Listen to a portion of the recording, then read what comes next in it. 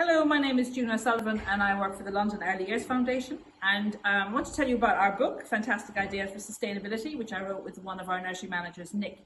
We wrote it in the middle of COVID when things seemed very hopeless, and we wanted to look outwards and look forward and think about things we could do to make our lives and the lives of the children more sustainable. We work with Bloomsbury, so it was a natural choice to go to them. We've already written some books in this series, the Fantastic 50 series. We've also written some leadership books with Bloomsbury, and we find them very easy to work with, very accommodating and very helpful.